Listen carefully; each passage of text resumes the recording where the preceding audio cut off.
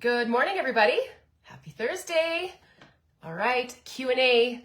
I'm going to dive right in because we've got a few questions today about cereal, about castor oil packs, about strength fluctuations in workouts, supplements, struggling to eat what's in front of you, remedies for colds, my thoughts on Arrae clear protein that's been taking over my algorithm on Instagram and other people's as well, and what to do when you have tight fascia tissue. So let's get right to it. First question is, sometimes I want to eat cereal. Which one would you recommend? So I don't eat cereal. I had to do a little bit of research on this because I'm really not sure. I don't even know what's out there anymore, you guys. So if you ever have a question about a certain food or a supplement or a product, just send it over my way, like specifically which one it is, and we can help, excuse me, and I can help break it down in terms of ingredients and make it a teaching moment about what's better for you and maybe things that you want to consume as a treat per se. So cereals, a lot of them, of course, they're processed, right? They are considered a highly processed foods. Now, some specific ones that I would recommend are Cheerios, Nature's Path, any Nature's Path cereal. Kashi Go can be a good option. Ezekiel 4-9 sprouted grain cereals are great. Post shredded wheat is good. Bob's Red Mill gluten-free muesli is good. Kellogg's All Bran is good. Catalina Crunch. Post Great Nuts Flakes are also great. And Cascadian Farm Organic Purely O's. If you want this list, send me a message and I will gladly send it to you. Next question, how often do you wash your castor oil pack? Have you found something that works well to wash it? So I wash mine about every 4 weeks. I also buy a new castor oil pack about every 6 to 8 months. They do eventually get kind of soggy, for lack of better words. And if you've been doing castor oil packs for a while, you know that it stains everything. I learned the hard way. I've stained sheets. I washed the clothes that I wear, because I wear the same outfit, same sweatpants and baggy t-shirt when I do my castor oil packs, just to make sure I'm not getting it on everything. But I washed that clothes with my regular clothes and got castor oil on my regular clothes. So you want to wash it separately. I put my castor oil pack in a lingerie bag, just with regular detergent, and that's honestly what works for me. If anybody else has something that works for them, I will definitely welcome your suggestion. All right, next question. Sometimes I feel weaker or can't do as many reps as I did the previous week. Is this normal? Does your cycle play a part? This is completely normal for you to have fluctuations in your strength. There's so many factors that go into play when it comes to your performance in the gym or with your workouts. Hydration, stress, nutrition, sleep can all play a factor, and so can your cycle. I'm not a huge fan of like cycle syncing per se, because if you feel great during your bleed or the week leading up to your cycle, your period, then go crush a workout. Like, there's no saying that you have to take it easy or you have to prioritize yoga or recovery, or some weeks, you know, it's better off that you go super heavy. We are all so different, ladies. And so listening to your body, I think, is the number one thing that you can do and honor for yourself. And I've actually been talking a lot more about this this week because I've been kind of up and down in the way that I've felt. And so, yes, block out the noise and do what's ultimately best for you. You are not always going to be chasing PRs in the gym. If you feel a little weaker, that is your opportunity to really dial in your form. Like, your form is key in everything that you do when it comes to exercise. And if you feel yourself just getting weaker and weaker and weaker for 2-3 weeks, that's also likely a sign of overtraining. And I've been there several times, and it can be hard to pull back, especially if you've got like a clear goal in mind or you're part of a challenge per se. So really honoring how you're feeling, not pushing through, focusing on different things in your workout is going to ensure that you continue to progress. But progress looks different for everybody. And so progress can mean shorter amounts of rest in between sets. It can be doing more reps. It can be lifting more weight. It can be focusing on your form, like really feeling good in the way that you are moving. It's staying clear of injuries. So I hope that answers your question. Of course, as always, if you have anything else to add, I always welcome comments. All right. What supplements should I be incorporating, like creatine, collagen, etc., and the best time to take them and which brands I recommend? So I'll first start off with saying that supplements are there to supplement your already fantastic diet. If you are not eating consistent meals, if you are not prioritizing whole foods, if you are having trouble getting your protein in, if you're not eating vegetables or fruits, like those are things that I would always suggest before you take supplements. Now, there's a few, like without knowing anything about you, there's a few that I would recommend.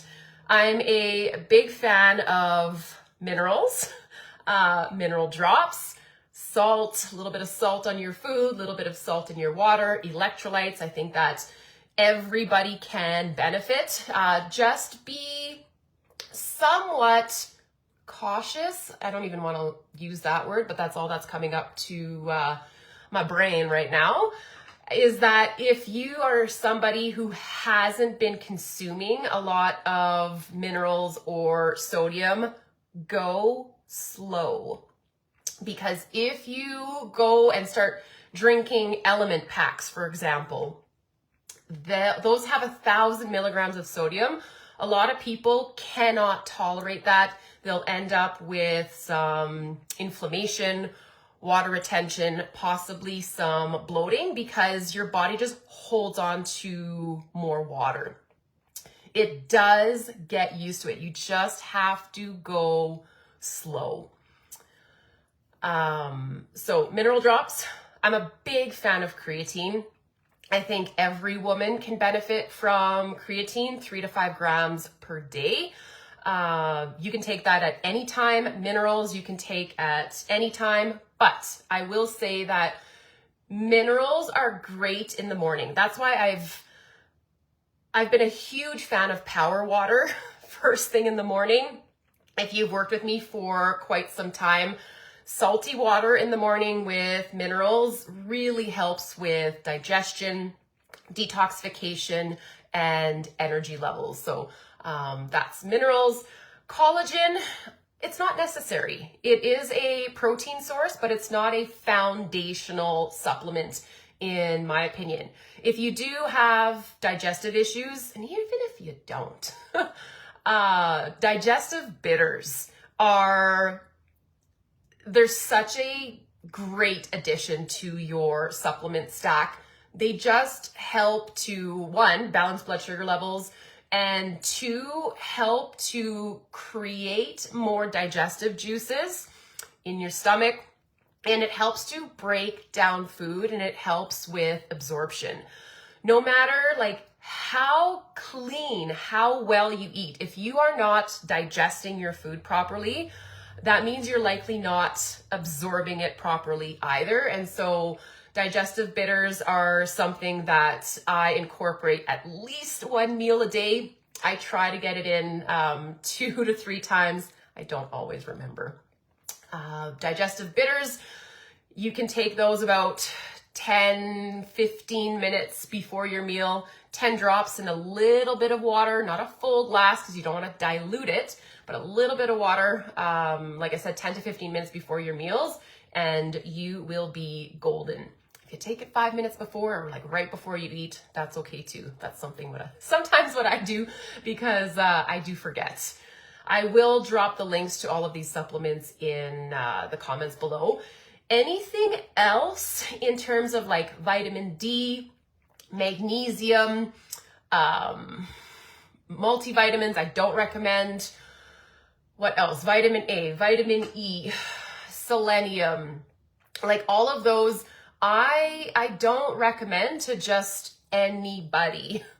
I will recommend specific supplementation based on symptoms and based off of the HTMA test. Again, we are all so darn different. And the cool thing about the HTMA test, the hair tissue mineral analysis, is that it tells us, me and you, who takes the test, specifically what you need to feel your best. It makes zero sense to be just blindly supplementing because a commercial told you to, or a girlfriend told you to, or an influencer told you to, because you just don't know if you need it, if you already have a surplus, if you have a deficiency, so on and so forth. I hope that helps. All right, next, I'm struggling with eating what's in front of me that I know I shouldn't, specifically when I'm not tracking. It's a slippery slope. Any tips? So I think that this comes down to your mindset and your relationship with food and the fact that you are labeling foods as things that you shouldn't eat and that you should eat.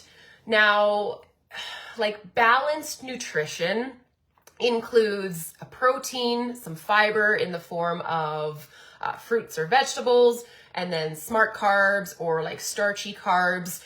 That would be things like potatoes, rice, oats. Quinoa can fall in there, which is also a great protein source. And then healthy fats, you're looking at things like nuts, seeds, avocado, eggs are a great source of fat. Beef are fantastic. Salmon is fantastic. So eating, of course, a primarily whole food diet is fantastic, but you can eat other things as well. And foods that have a bad rap, which I don't even like labeling that way, just because there's truly no bad foods. There's foods that are less nutrient dense and there's foods that are more nutrient dense for you. But if majority of your diet, 80 to 90% of your diet is whole foods, then you can eat the cookies. You can have an ice cream cone with your kids. You can go and have a Slurpee if that's what you want to do. You can make a cake and enjoy that too. Of course, these things we want to enjoy in moderation. But if you are fueling your body properly and giving it all the nutrients that you need, you are automatically going to want to stick with that because you feel so good. So I'll leave it at that for today. I feel like I could do a separate live on this one, and I probably will in the near future. All right, do you have any remedies or supplements that you recommend to avoid getting sick? So this brand here, Beekeepers, this propolis throat spray, I bought this on Amazon. is fantastic. If you start feeling a little bit of a tickle in your throat, this is one thing. Whoop, whoop. I spray into my mouth, my throat as soon as I possibly can. Huge help. I like elderberry products. I like oil of oregano. Disgusting, but it freaking kills everything. That is one thing. I will put drops under my tongue as soon as I feel myself getting a little bit sick. But of course, to prevent yourself from getting sick is prioritizing rest, stress management, hydration, and of course, getting as many whole nutrient-dense foods as you possibly can. But even then, like if you are the healthiest individual possible, or you're doing all of the things, that still might lead to you getting sick. And of course, if you work with kids, if you're in schools, then you may be more likely to get sick. And that's just part of, again, being a human. And so we need to get sick once in a while to make sure that our immune system is working. If you're constantly getting sick, then you need to reevaluate, like, how's your lifestyle? How's your stress? And it could even go as far as your gut health. What are your thoughts on the Arrae Clear Protein? It's taken over my feeds. I agree. So I've been seeing a lot about this Arrae. I think I'm saying it properly. It's Arrae. It is a quote unquote clear protein powder. It has grass-fed hydrolyzed whey protein, which I would say is a great protein. If you don't do well with dairy, you might not do well with this. It also has collagen. It also has electrolytes. So it's kind of a one-stop shop when it comes to protein and electrolytes. I did actually ask a friend because I saw her post it on her Instagram stories yesterday. It was yesterday. Seems like a while ago. She said, I personally find it a bit pricey. You only get 20 sticks. I tried it last night and found it difficult to drink. I'll give it more tries, maybe with some sparkling water. Personally, I still prefer Organica for my electrolytes and ATP for my whey protein powder. So that's the thing, ladies. There's so many products coming out there and they're just getting pushed on your feed because of what you search, because they're paying for advertisements, because there's influencers sharing it. But when you really break down what's in these products, sometimes it's best just to buy the individual things and go with that. So there's my 2 cents on Arrae. Last but not least, I have just been told that I have very tight fascia tissue. Both my personal trainer and massage therapist say I'm really, really tight. Do you have any recommendations to help with tight fascia? Foam rolling. That is basically it. Foam rolling. So fascia basically encases your muscle, and one place that gets like super tight on people is your IT band, and it goes from your knee all the way up to your hip, and it's actually just a very thin line of muscle, tendon, tissue. And I see issues with that so often. If you have back, hip, knee, even ankle tightness, then your IT band might be something that you want to look into foam rolling. Hamstring, quads especially can be super tight. I foam rolled like my lats, but that's it to basicly, yeah, you're massaging it. I don't know if you've ever foam rolled. I can't even explain it. I might have to do a tutorial on foam rolling. It's not pleasant, especially if you're really, really tight. Like I've like gritted my teeth when I have done foam rolling because it friggin' hurts. And if it hurts really, really bad, then that's an indication that you need to be foam rolling more. Because if you are not tight, then it's not going to feel as painful. So that is something that I'm not consistent with. Let's just say it how it is. I'm not, but I do stretching every single day, and I do a ton of yoga. And knock on wood, I've felt a lot better than I have in years. I used to get crazy neck, upper back pain to the point where I was going for massages every 2 weeks, just as a preventative thing. And I haven't had to go in, gosh, it's been well over a year. And it's because I have just been so consistent with my stretching, my mobility, and my yoga. So that's that. Let me know if you have any other tips on everything or on anything that I said today. And if you have any comments, please post them below. And I hope you have a great Thursday.